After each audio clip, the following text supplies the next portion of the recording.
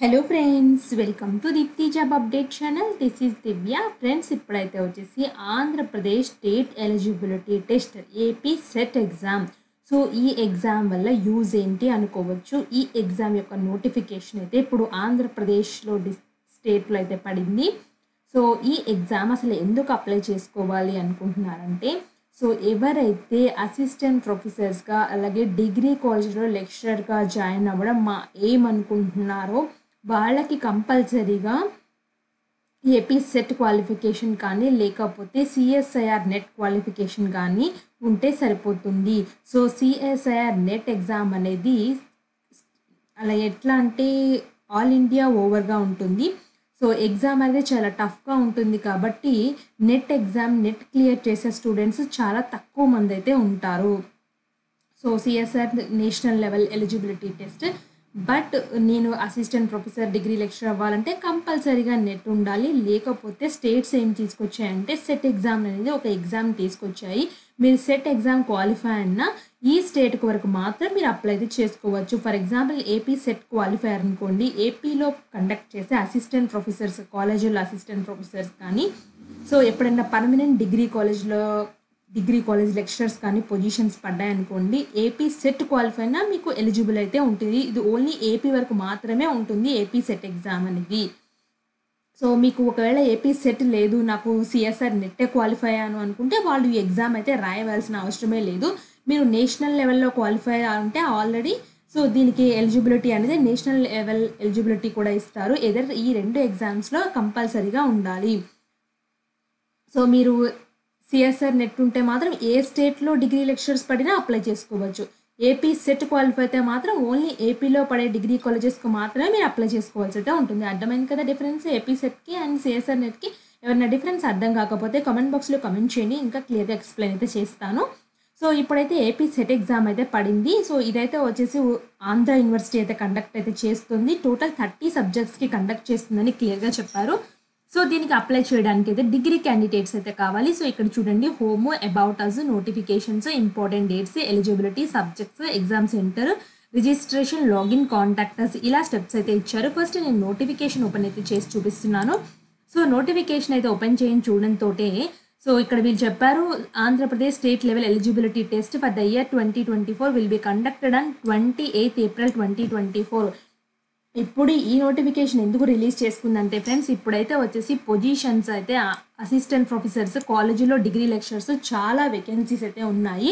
So ఎవరైతే AP set qualify అవుతారో వాళ్ళు ఎలిజిబుల్ అయితే అవుతారు. మీరు మీ ప్రిపరేషన్ అనేది కొంచెం స్టార్ట్ అయితే చేయండి ఫ్రెండ్స్. ఇప్పుడు పడే అసిస్టెంట్ ప్రొఫెసర్స్ కానీ పడే డిగ్రీ లెక్చరర్స్ కానీ మీరు ఈ ఎగ్జామ్ క్వాలిఫై రిజల్ట్స్ వచ్చిన తర్వాత మాత్రమే ఆ నోటిఫికేషన్ రిలీజ్ చేస్తారు. కాబట్టి చక్కగా మీరు అప్లై అయితే చేసుకోవచ్చు డిగ్రీ లెక్చరర్స్ పొజిషన్స్కి. సో 28 ఏప్రిల్ 2024 కండక్ట్ చేస్తారు అండ్ విత్ ఇన్ మంత్లోనే మీకు రిజల్ట్స్ అయితే ఇచ్చేస్తారు కంపల్సరీగా. So higher education department reaccreditations of UGC నుంచి న్యూఢిల్లీ వారి రిక్రూట్మెంట్. సో ఎవరెవరికంటే లెక్చరర్స్కి, assistant professors in universities, degree college as per the UGC updated guidelines 2023 ప్రకారం వీళ్ళకి ఎలిజిబుల్ అయితే ఉంటుంది. So eligible candidates AP SET 2024 apply చేసుకోండి. రిజిస్ట్రేషన్ ఫీ అయితే 1200 జనరల్ వాళ్ళకైతే ఉంది, 1000 రూపీస్ బీసీ వాళ్ళకైతే ఉంది, 700 rupees SC ST PWD transgender కేటగిరీస్కి అయితే ఉంది. సో మీరు పేమెంట్ అనేది క్రెడిట్ కార్డ్ కానీ డెబిట్ కార్డ్ ద్వారా కానీ పే చేయొచ్చు నెట్ బ్యాంకింగ్ ద్వారా. సో మీకు ANHRA.education.in లేకపోతే apset.in.net.in మీకు అయితే దొరుకుతుంది ఈ ప్రాసెస్ అనేది, లింక్ అనేవి నేను చూపిస్తాను ఎలా ఫిల్ చేయాలో కూడా. Date of commencement of submission అయితే 14/2 నుంచి అయితే స్టార్ట్ అయింది. So last date of submission of online application without late fee అయితే వచ్చేసి 6/3/2024 అయితే ఇచ్చారు. సో ఈ లోపల మీరైతే అప్లై అయితే చేసుకోవాల్సి అయితే ఉంటుంది. ఇప్పుడైతే వచ్చేసి నేను ఇంపార్టెంట్ డేట్స్ ఆల్రెడీ చెప్పాను కదా, సో ఇంపార్టెంట్ డేట్స్ అన్నీ ఇక్కడ క్లియర్గా అయితే ఇచ్చారు టేబుల్ ఫార్మాట్లో.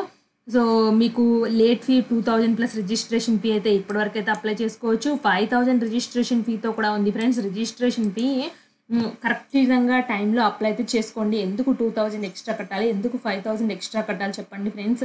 సో మీరు పడినప్పుడు అప్లై చేసుకుంటే ఎగ్జామినేషన్ ఫీ కడితే సరిపోతుంది కదా. మీ ఫ్రెండ్ సర్కిల్లో కూడా తెలియచేయండి ఇలా నోటిఫికేషన్ పడింది, విత్ ఇన్ టైంలో అప్లై అయితే చేసుకోండి అనేసి. సో హాల్ టికెట్ డౌన్లోడ్ చేసుకోవడానికి ఎగ్జామ్ డేట్ ఆఫ్ ఎగ్జామినేషన్ కూడా క్లియర్గా చెప్పారు. 28th April 2024 ఉంటుంది అనేసి. Hall tickets 19th April 2024. ఇది షెడ్యూల్ రిలీజ్ చేశారు కాబట్టి పక్కా వీళ్ళు షెడ్యూల్ అయితే ఫాలో అయితే అవుతారు. క్లియర్గా చెక్ చేసుకోండి. సో సబ్జెక్ట్స్ అయితే వచ్చేసి టోటల్ 30 సబ్జెక్ట్స్ అయితే వీళ్ళు కండక్ట్ చేస్తున్నారు. ఇక్కడ చూడండి ఏమేమి సబ్జెక్ట్స్ ఉన్నాయో అనేసి. సో ఫ్రెండ్స్ ఇక్కడ వీళ్ళు ఏం చేశారంటే పేపర్ 1 పేపర్ 2 అనేసి సిలబస్ కూడా వీళ్ళు మెన్షన్ చేశారు ఫ్రెండ్స్. ఇక్కడ జనరల్ ఉంది కదా, జనరల్ పేపర్ పైన సిలబస్ అని క్లిక్ చేసినట్లయితే మీకు డౌన్లోడ్ అయితే అవుతుంది సిలబస్ లింక్ అనేది. చూడండి ఇక్కడ పేపర్ 1 సిలబస్ అనేది నేను ఇప్పుడు డౌన్లోడ్ చేసి చూపించాను. ఇక్కడ general paper for teaching and research aptitude questions అయితే ఉన్నాయి ఫ్రెండ్స్, ఒకసారి చెక్ చేసుకోండి. ఇలా టాపిక్స్ అయితే యూనిట్స్ అయితే ఉన్నాయి ఫ్రెండ్స్. ఇంకొకటి ఫ్రెండ్స్, మేము ఆల్రెడీ ప్రీవియస్గా సెట్ ఎగ్జామ్ అనేది ఇదివరకు ఒకసారి పడింది. సో ఆ సెట్ ఎగ్జామ్ అప్పుడైతే వచ్చేసి కొన్ని ప్రీవియస్ ఇయర్ క్వశ్చన్ పేపర్స్ అయితే చేసాము. ఇక్కడ చూడండి ఏపీ సెట్ పేపర్ 1కి సంబంధించిన 2 వీడియోస్ అయితే చేసాము. అలాగే ఏపీ సెట్ అప్లికేషన్ ప్రాసెస్ కూడా చేసాం ఫ్రెండ్స్ అప్పుడు. సో ఈ పేపర్ 1కి సంబంధించిన వీడియోస్ అయితే నేను డిస్క్రిప్షన్లో అయితే ఇస్తాను ఫ్రెండ్స్, చెక్ చేసుకోండి. సో ఎందుకంటే యూజ్ అవుతాయి అని అయితే నేనైతే అనుకుంటున్నాను. సో ఈ లింక్స్ డిస్క్రిప్షన్లో ఇస్తే చెక్ చేసుకోండి. ఏపీ సెట్ ఎగ్జామ్ పేపర్ ఎప్పుడూ ఒకేలా ఉంటుంది.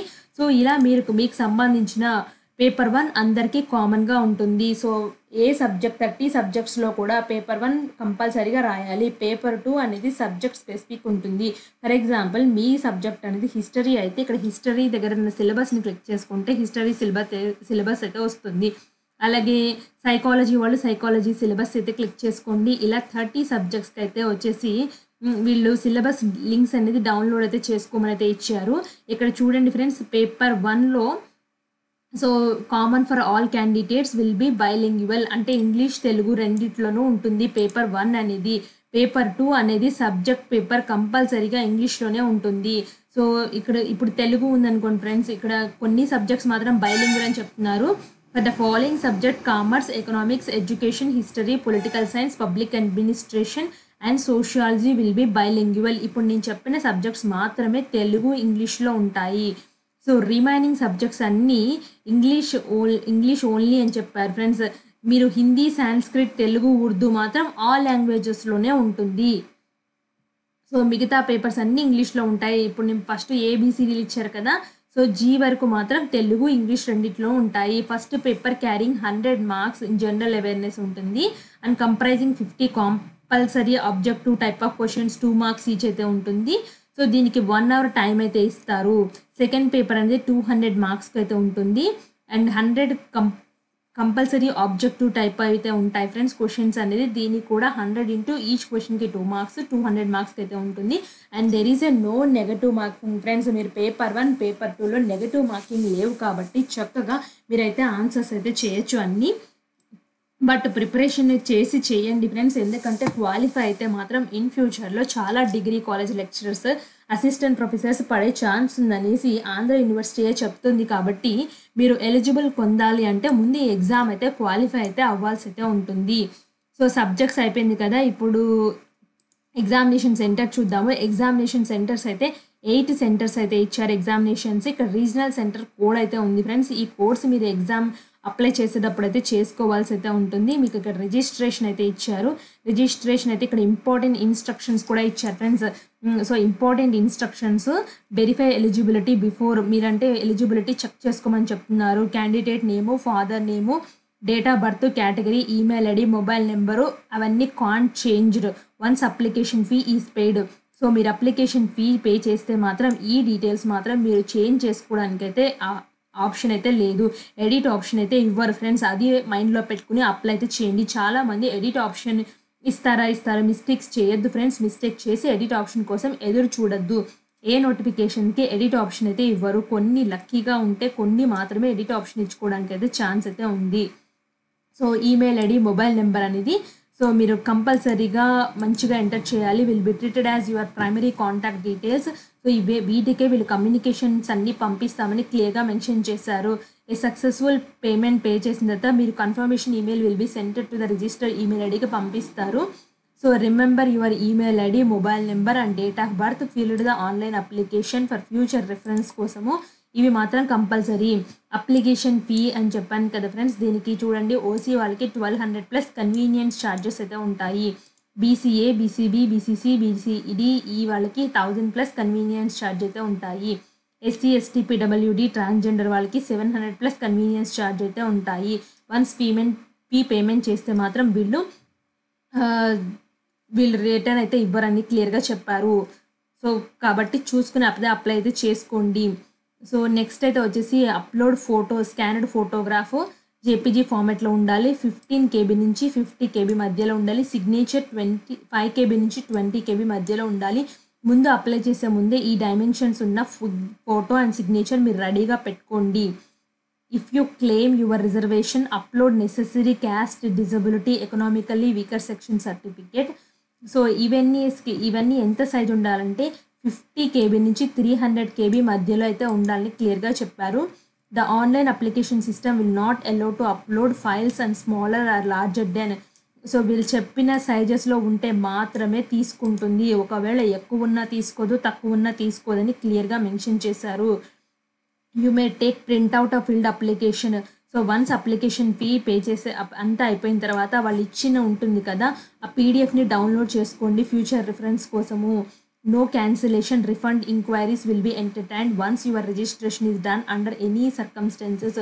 సో వీళ్ళు ఏం చెప్తున్నారంటే ఏమైనా మిస్టేక్స్ ఉంటే మాత్రం మాకు సంబంధం అయితే ఏమీ లేదు, మీరే చెక్ చేసుకోవాలి. ఇన్కంప్లీట్ అప్లికేషన్ ఉంటే రిజెక్ట్ చేస్తామని క్లియర్గా చెప్తున్నారు.